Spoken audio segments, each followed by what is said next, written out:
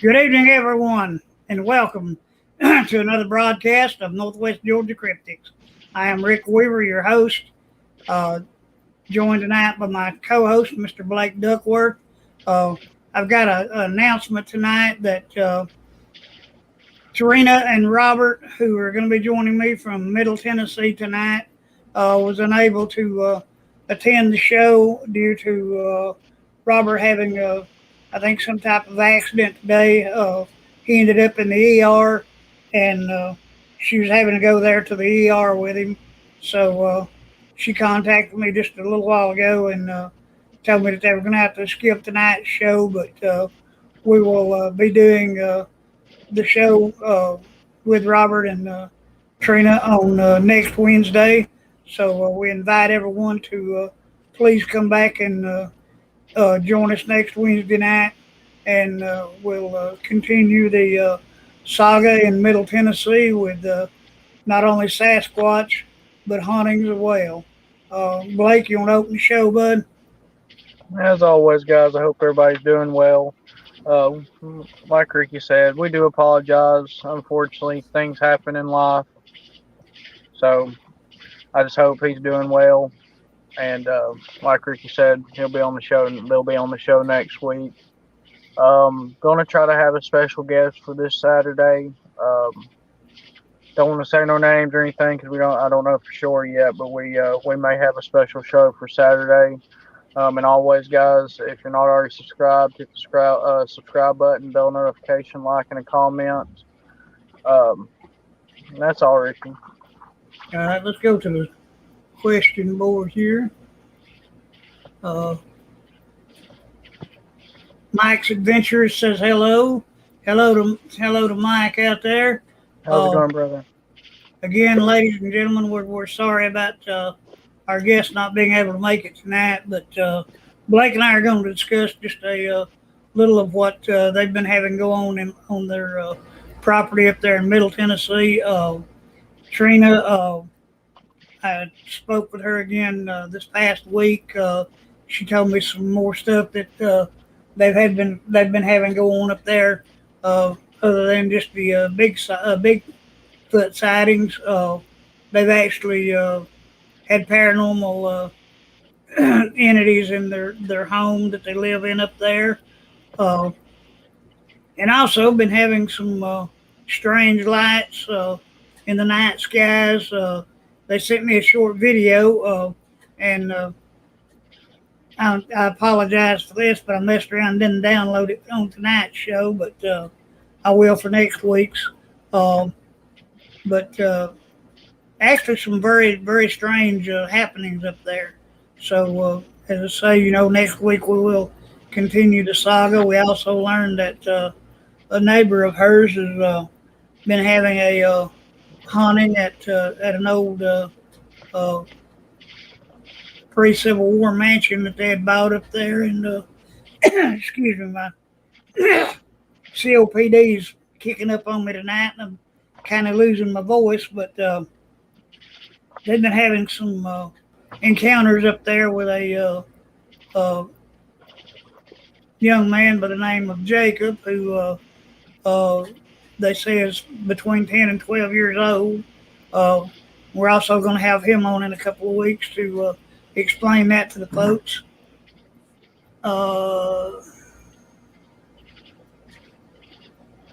We got a comment here from Mike. It says, how funny that goes hand in hand a lot of the times. That I'm sure he is referring to the Bigfoot and the also the paranormal activities they're having out there in the lights. Yep. Also, so Blake, what you been up to, buddy? Just working. Honestly, I don't even know what day it is sometimes. I run around all last. Today, I told a customer as they were leaving to have a good weekend. It's Wednesday. Yeah. Yeah, all last week. I don't know what had me messed up last week, man. That was my week. I was running around thinking I think it was like on Thursday night, and I was thinking it was Tuesday. So we all have those times. I was off Monday and Tuesday this week, and I've been used to being off Wednesday and Thursday again. So normally, or whatever days I don't even know anymore. But I'm used to, when I go back to work, it being close to the weekend. So I'm used to just telling people, have a great weekend. I wasn't even thinking. Here it is, Wednesday. They looked on me all funny, like, "What day is it?" I made them second guess what day it was. Oh man. Well, folks, we've got it. We've got a. Something I do want to talk about tonight. All this stuff going around with these videos of Dog Man. This is, I'm sure some of you guys have seen it, of the body of supposed dog man that was shot. It is not real. That video, the actual creature in the video was made for a movie. It was, it was made for a prop for a movie or a certain scene in the movie. I cannot remember the artist's name that actually created the creature, but just so everybody knows, don't always believe what you see on the internet. Right. I mean, yeah, there's a lot of stuff out there, folks, that is posted on the internet. That the problem we have, and that just goes with the problem we have with Bigfoot and everything. It's so easy to make things that look so realistic nowadays that a lot of people know it's fake, but a lot of people do believe it. So I mean, it's just shows you how easy it is to hoax something. I was reading an article the other night on the Patterson-Gimlin film talking about hoax and stuff. That film has been ridiculed for the past 50 years.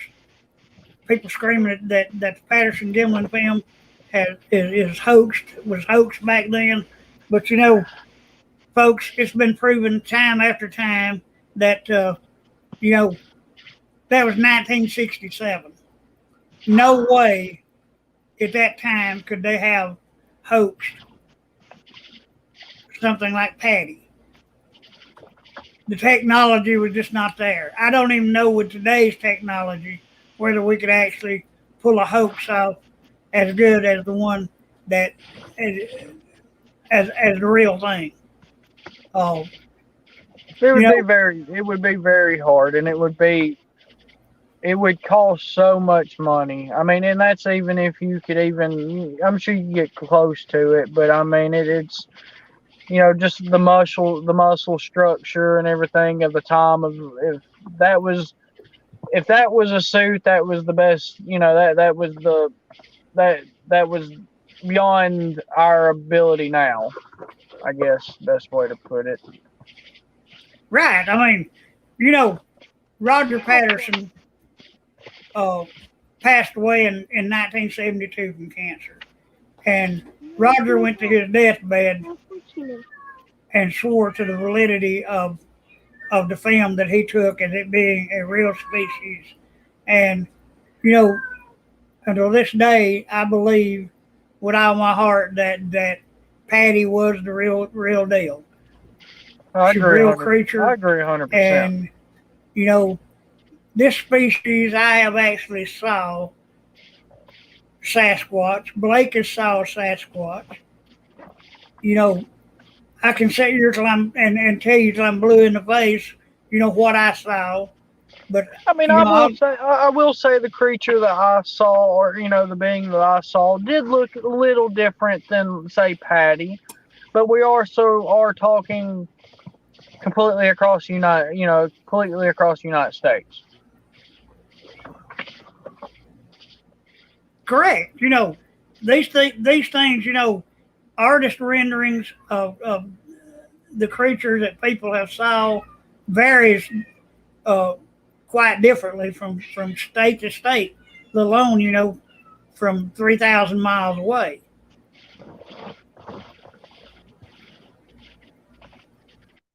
Yeah, I mean, Lockbeard has commented here. I don't know. Patty looks like Maine in the morning.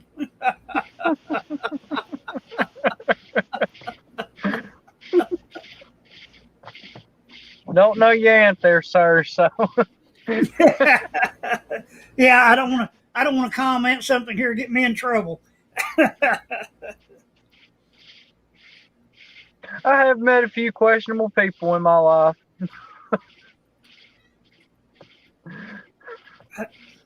Well, Ricky being one of them. He's just a little short. yeah, yeah, a little short and stocky. I'm just Oh kidding. Lord. Yeah, okay. You look more like a little leprechaun. Oh Lord, don't even start that, Blake. But now I was going to let everybody know what's in the group and people that's watching us. We've come up with a lot of different places that I'm going to let the weather cool down just a little. We've got some new areas opened up to us that we're going to start doing some research in. And as soon as we start those areas, we will be bringing you uh, live footage from the areas. Uh, Also, we're going to be attending a Bigfoot conference at the Cumberland Gap first ever Bigfoot conference on October 16th. And if Yeah, if it's if any of you permitted, guys are watching or go into that, we will be there. If you see us, guys, just come up, introduce yourself. I'd like to meet some of you guys. oh yeah, we're going to be doing a live broadcast from there. So come up and say hello to us and get on the show with us. And if there's anyone out there, just remember, if there's anyone out there that's watching tonight or will be watching watching this in the future, if you've got a story to tell and you want to come on and share it with us, just remember. Hang on a minute here. No, I agree. Hey, Lockbeard said, actually, I do lean towards the Patterson Gimlin film being real, but can't say 100%. Well, of course. I mean, I'm the same way. Like, I feel like it's real, but there are always that chance for human manipulation and human. No, never really word I'm looking for there, but um, of course, I mean, you always have that chance of any type of evidence being hoax, no matter Well, how real it looks or how you feel about it. But I mean, I do feel like me personally, I look at the Patterson Gimlin film as a real video, or that was a real Bigfoot in that video. well, this film has been taken apart frame by frame by numerous researchers all over the world. Uh, Dr. Jeff Meldrum uh, has stated numerous times that with uh, the build on this creature, that he would say that this creature was completely real. Uh, and I just feel that that in 1967 we did not have the capability to hoax a suit uh, that would be good enough to fool all these experts all these years. Well, yeah, I mean, that's the thing about it. I mean, it's after all these years, But it still stands as one of the best video evidence that's ever been caught. No matter what you believe, whatever. I mean, it stood the test of time. that's And it. But here we are now. Here we are now, even questioning if it was a hoax, how it was hoaxed. right, right. I mean, yeah, 50 years later, and we're still, if this thing was hoaxed back then, it was one of the greatest hoaxes that was ever pulled out, especially in the Bigfoot community. Um, you know, uh, I've been on numerous expeditions over the years. As I said, I had my first sighting back in 1981. The creature I saw was about 40 yards from me.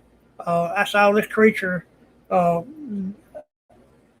he was leaned over at the edge of the water with its what I thought would be bear paws down in the water. But when this thing stood up, it was two human hands. This thing was covered in hair.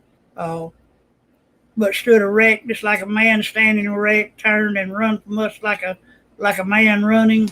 Uh, this was no bear, and believe me, I've been hunting since I was 5 years old, and I've saw plenty of bear in the woods, in the mountains around here in Alabama, Tennessee, and around, and even out in the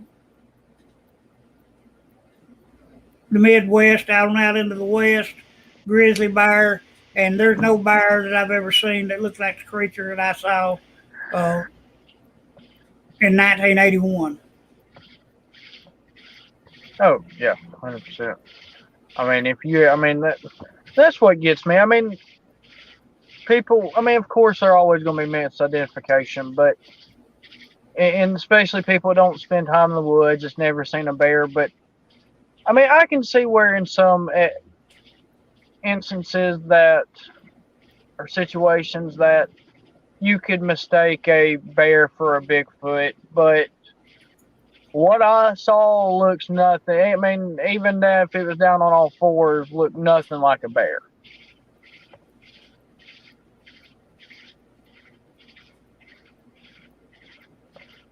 I was just going over some of the comments here. Uh, but no, it's very easy, for people to get out there in the woods and make uh, a blunder, as I call them, misidentify something. But like I say, I know what I saw back in 1981. I'll stick with that uh, for what few years I've got left. Uh, and unless there's something that can actually prove to me that these creatures don't exist, then I know I have saw one.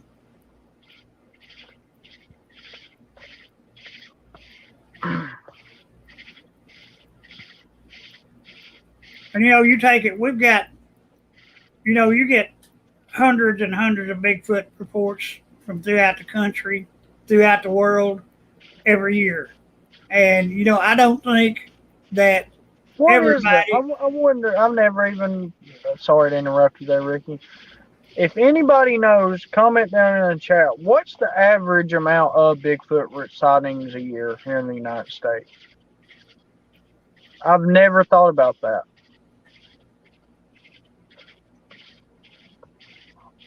I wonder. I mean, like, I'm sure it varies. Of course, it varies from year to year, but I'd just like to see what an actual average is for, like, say, the last 10 years.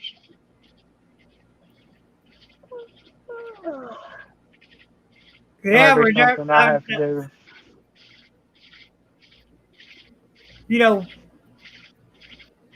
I don't even know if BFRO even keeps up with the No, I mean, average. pretty much what you would have to do, I mean, I guess, would be go through every database they are available publicly. I mean, it'd take a while, figure out, you'd have to do it over, like I said, 10-year period and just count them out yourself and average it up. I mean, it'd be a lot of work, but. Oh, most definitely, I've never heard anybody say, talk about like the average amount of.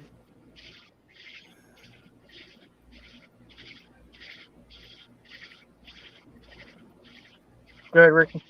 Lockbeard put down here. I don't think there's anyone reliably measuring that. And no, I really don't think they are. Like I said, I don't even think BFRO is keeping up with the statistics on that. I think that's something I'm going to do. I mean, it's going to be a little bit of work, but I think that would be kind of important information. Well, yeah, most definitely. But the deal is, I'm going to say realistically, for every report that's actually brought out, there's going to be 10 reports that's not reported, of course. And then you have to take into effect, of how many of those reports that are documented publicly are actually real reports. I mean, because I say this all the time. You take 100 people, probably at least 70 of them are legit. What about the other 30, or misidentifications, or just people looking for attention, or whatever, just storytellers at that point. I mean,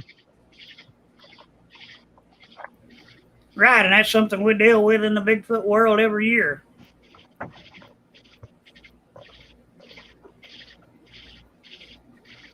oh, definitely, Bama. I mean, I would say to every one that you have reported, there are at least 10 more that's not reported.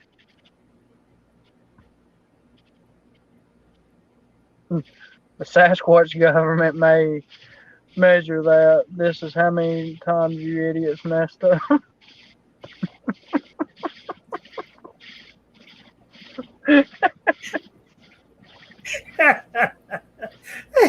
Lockbeard, pretty good, man. I'll have to admit that. I mean, it's But just, I think it would be something, kind of course, it's never going to be 100% of accurate of a report. I mean, it can't be. I mean, because it goes back to like we were just talking about unreported encounters. But I mean, you could at least get some type of general idea. I mean, of an average report over a 10-year span per year. right, well, that goes back to the reason And well, that's the reason that you has and to I do do with these broadcasts, and everybody else does their broadcasts. Is to give people an actual place where they can feel safe enough to come and report their sightings. Uh, I mean, because their encounters it's with these really creatures. really no different than somebody taking an area and an algorithm of a certain area and narrowing down by sightings, a specific area of where to start, doing research. I mean, kind of the same thing. I guess it would be. I don't really know where I was going with that. Had a brain fart.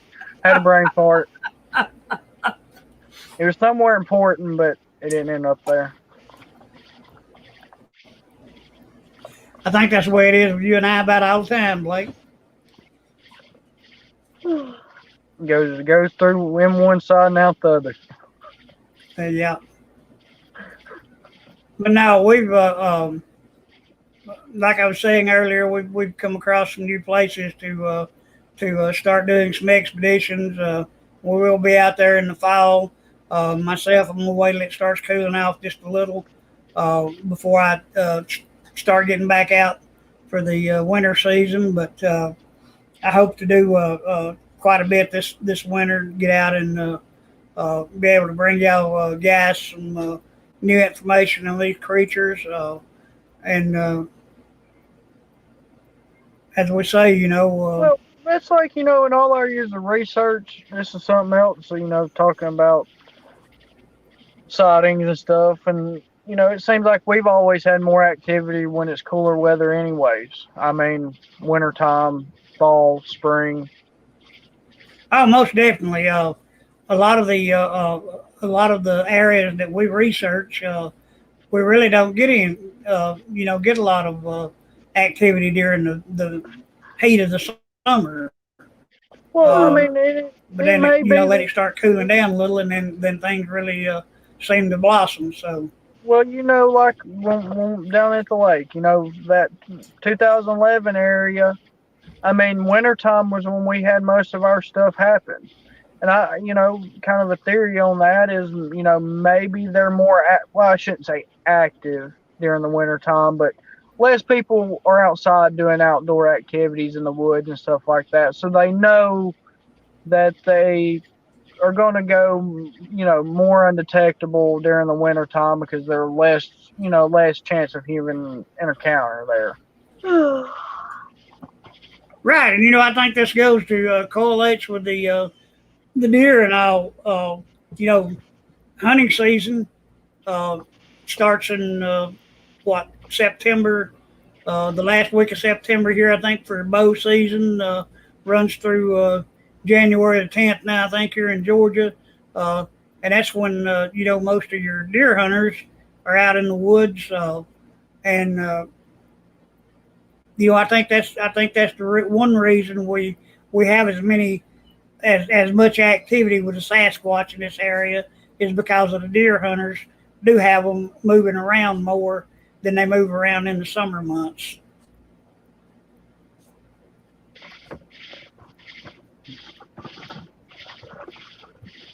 We have Mr. Praying and Squatching, Barry Robertson on the channel tonight.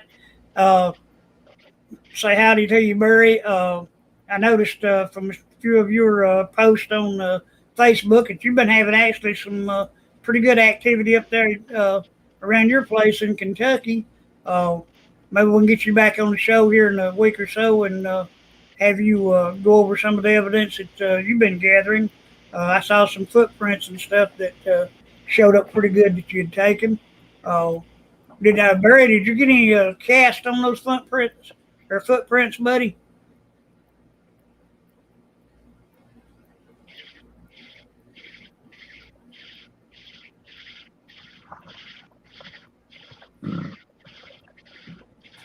Maybe he heard you ask. I think maybe Barry went to sleep on us.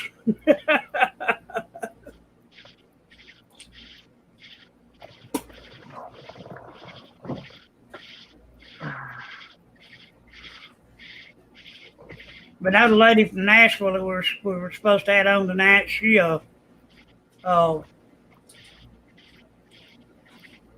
she had asked me about what to use for pouring cast, in which I myself I just use I use just plaster of Paris is what I use. Mix it up in a pretty thick concentrate, pour it out in the cast, and I always like to leave mine sitting at least 6, 8 hours, maybe longer. Make sure they dry good before I try to pop them out. A lot of times, I've had people tell me that they have problems using plaster of Paris, but that's what I always use, and I've always had relatively good success with it.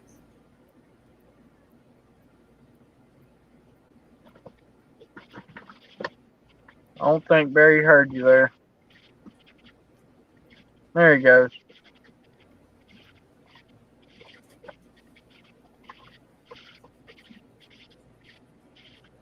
Barry says it cast decent. Used flour and water because I was out of plaster. Crumbled when I tried to take it up.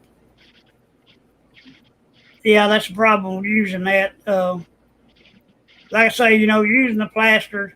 I was a taxidermist for over 20 years, and I used plaster of Paris and basically uh, 80% of the things that I did in the shop, and I always had great success with it. And like I say, I still that's what I still use.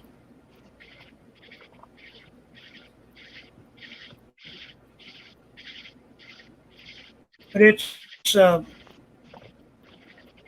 don't know, man. It's been a kind of a hot summer around here, and like I said, we've not had a lot of activity. We've been down to the lake a few times.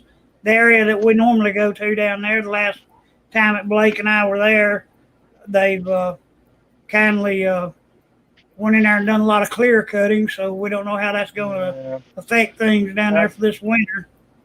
I don't. I think they've done moved down the area down there. That's just my gut feeling. I mean, don't know for sure, but because I mean they really haven't done anything on the other side of the lake. But I don't know. Don't know.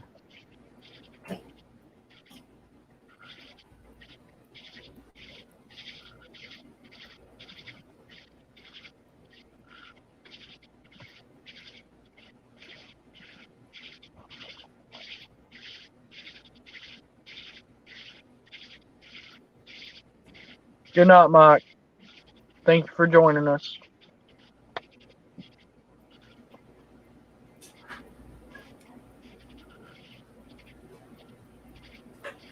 Yeah, good night, Mike. Appreciate you being in here with us tonight, buddy. Like I say again, I apologize to everyone that our guest had to bow out on us tonight. But as I said Yeah, earlier in the broadcast, they will shows be it back kind of on. show Go just ahead. kind of winged and not no Yeah, no.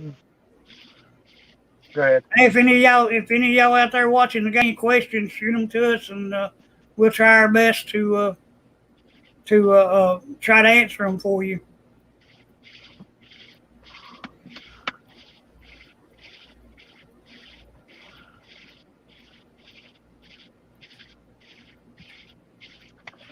Well, Ricky, you gonna go ahead and end the show tonight?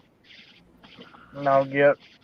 I mean, I'm about 99% sure we can get him on the show Saturday.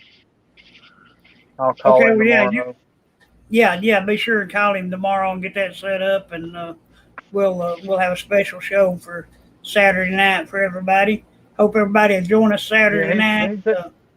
he's actually one of our team members. So I mean, it's somebody you guys have not met yet. So and his sighting there, it's only been he's only told the story one time publicly, and that was with us with another group. But definitely a very unique encounter.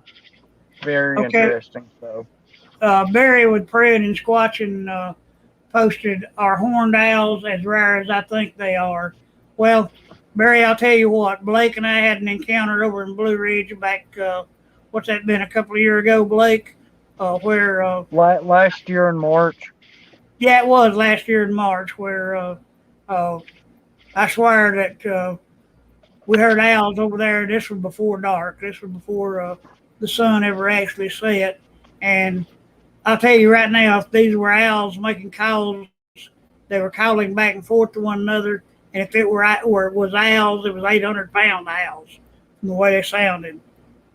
I mean, the mimic, yeah, they did have the call down pretty good, but like I said, as far as the deepness and the tone, the vocal, you could actually tell that. Like I said, if this was owls doing it, it was 800-pound owls. then they were questioning what was your scariest Bigfoot encounters?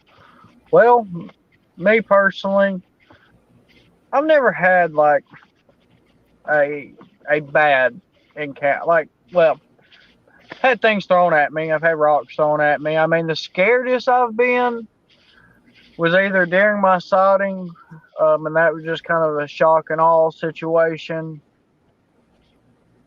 or some of the howls that we've had where they were super close and unexpected. I mean, when you're talking not even a half of a football field away from you, and something, howls back at a response or at a howl, and you're not expecting it. I mean, it just startled you. Well, I'll tell you what, folks. No, the One, probably scariest one was I already know, Ricky. The one when we were in the boat. right? Already, yeah. Yeah, That was yeah, that was probably one of the worst ones. we were actually we, sitting about I, 20 foot. let me hang on, Ricky. We've been scared plenty of times. Don't think we've never had a scary or been scared. It's just none of the times I've ever felt like my life was in jeopardy. I guess that's the best way I should explain that. Go ahead, Ricky. Yeah, the night Blake referred to on the boat, we were down at Lake Altoona. This was probably 10, 11 o'clock at night. We had pulled up uh, on the bank across where we'd been having our encounters at down there with this creature, and Blake gave out a yell. I was standing in the front of the boat, of course. Blake's dad was running the boat. Blake was in the back of it. Blake gave out a yell, and this thing, I'm telling you what, it yelled right back in response to Blake. But now, picture this: we were 20 feet from the bank, and this thing was no more than 40 feet, 50 feet up into the wood line, right above us on this hill. When this thing screamed out, man, you could actually feel it vibrate in your chest. It screamed so loud, and that was probably uh, I guess one of the scariest encounters I've had down there. Uh, Rick, especially Ricky got scared for sure. He was ready to jump in the water. I don't know where this man's going. He just had a heart attack not too long before, or too long before this. He was in fight or flight mode. yeah, I was ready. I was ready to get out of there. I don't know where I was going. Don't know what I was going to do when I got there, but I was ready to leave, no doubt. That was He was ready to leave without us.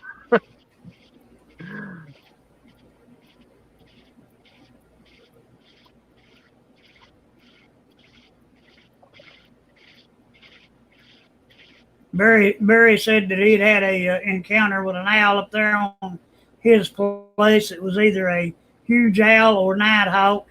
It swooped right down over the front yard and lit in a tree across the road. Barry, I'll tell you my encounter with an owl one night. There was actually about 8 of us sitting in front of the dock door, the place where I used to work at. Uh, we were taking lunch break, lined up in the just old lawn chairs across the front of the dock door, and all of a sudden the boy sitting to my right hit the floor, and I just glanced up at this thing coming right in on us, and as I ducked my head, I glanced and saw it turn and go up the side of the building. And I'm telling you what, now man, that's probably the closest encounter I've had with something like that scaring me, other than Bigfoot. But no, we've had some pretty hair raising experiences. I guess my biggest one was 1984 on Big Frog Mountain in Tennessee. Two boys that I worked with at the time had given me directions to a place up there where they had been the previous year. That they said they had a big hairy man, as they put it, come into camp with them, scared them to death, and they actually run off and left everything in camp, left their tents, they abandoned everything. Well, I took my dog and went back up there to where they had told me, uh, probably 2 3 weeks after they were telling me about it, and we'd hiked in on the mountain up there and set up camp. And the dog I had with me was a young blue tick. She was about 6 8 months old. She loved chicken breast, and I had brought along a pot and had went down to the creek and got water, come back up there and had boiled her chicken breast.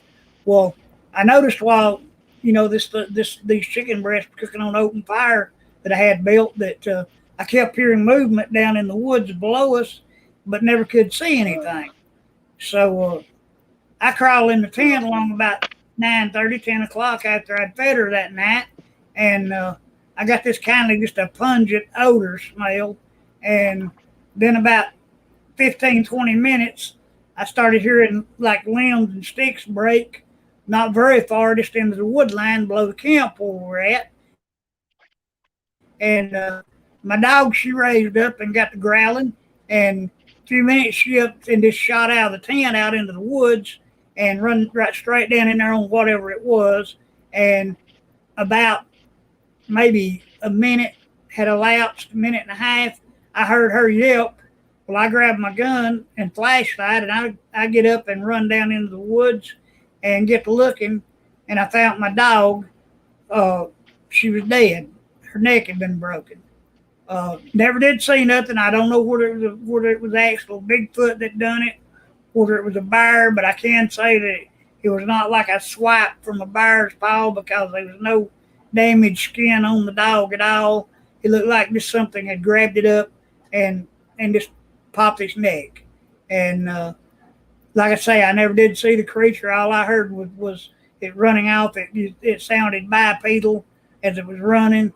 But other than that, other than a log laying there about 8 inches in diameter on the ground that had been snapped before this thing had actually stepped on the log as it was leaving. But other than that, no, I didn't see the creature. Don't know what it was. Again, I'll reiterate, I don't know if it was a bear or what. But now that was probably the scariest time that I've ever had doing this type of research.